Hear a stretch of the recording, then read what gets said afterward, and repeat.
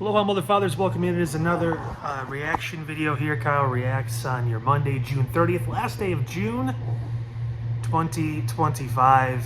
Since we did this last time, let's do it again. The setup's a little more relaxed, literally. I'm laying down on the couch. Just got done watching the earlier Raw, even though I still kind of ended up watching it around the same time that I normally would. So let's react. Some things we liked, some things we didn't like with the show. First off, things we liked. The segment between AJ and Dominic Mysterio was awesome. Anytime we can get AJ on TV, you know, I appreciate that. He's obviously one of the best, and it's a budding feud. The whole Dom being a chicken shit thing is working out pretty well. I'm kind of all for it. So, and also the segment was just, it was fun. It was a nice little tie-in. Whether Dom's actually hurt or not, or they're just milking this because of the Saudi stuff, who knows, but I want to see the match. I'm excited for it. Also, I think it's time. I think AJ needs another championship, and that could be when things start to turn the wrong way, possibly for the Judgment Day, or maybe Roxanne will help out Dom, and that's when he'll start to, you know, court another woman, because, you know, hey, the Mount Rushmore of women in WWE, he's climbing the mountain again, so to speak. But speaking of the Judgment Day, second thing, how about that? All the Judgment Day have gold now, because Carlito's gone, Liv's hurt. Everyone is a champion. And that match between the New Day and Finn Balor and JD McDonough was fantastic. It's a great match. Loved it.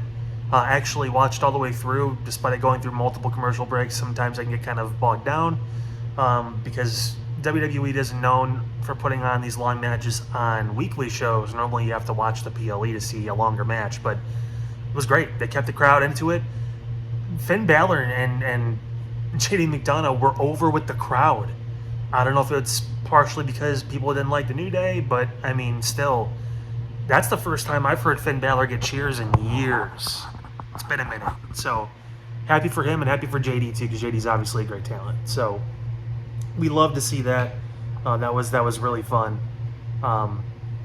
Ludwig Kaiser was hanging out behind El Grande, or I should say behind American Mage. Chad Gable obviously out. Now we find out that Ludwig Kaiser is actually El Grande Americano. This is going to be great.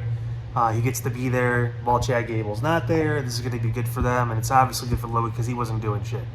Other than being Tiffany Stratton's boyfriend, we really didn't know what was going on with him anymore since Gunther kind of dumped him. So excited for that. Happy for Ludwig to get some story and get some pull now. And, you know, to wrap up, obviously the stuff we liked. I would say the whole situation with Seth and Gunther was interesting, but I was more impressed with Punk being fired up the way he was and what he did. And then LA Knight was great too. That was a good segment, fun, and obviously Seth running away scared. We'll talk more about that in a second, but LA Knight was great. The backstage interaction between LA Knight and CM Punk was good too. We get LA Knight versus Seth at Night of Champions, which obviously means we're probably going to get Seth and Punk at SummerSlam most likely. So things we liked was great. Now on to the things we didn't like. I'll start with Seth.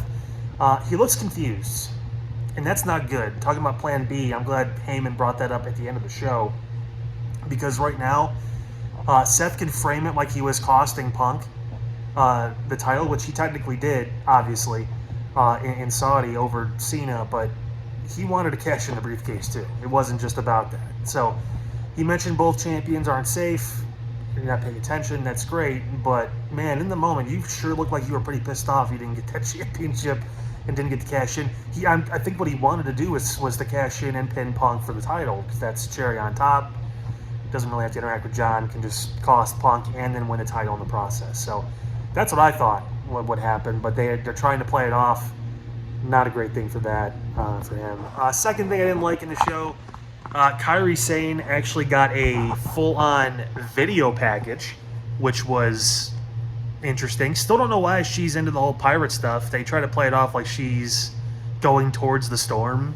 I'm sorry, I don't care. I really don't. She's not anywhere near as talented as any other women on this roster right now, and she's getting a lot of this treatment, and I can't. I'm sorry. I don't see it. And she's not getting reactions with the crowds either, so I don't know what the basis is to get these situations, but apparently Kairi's still getting it, so there's that.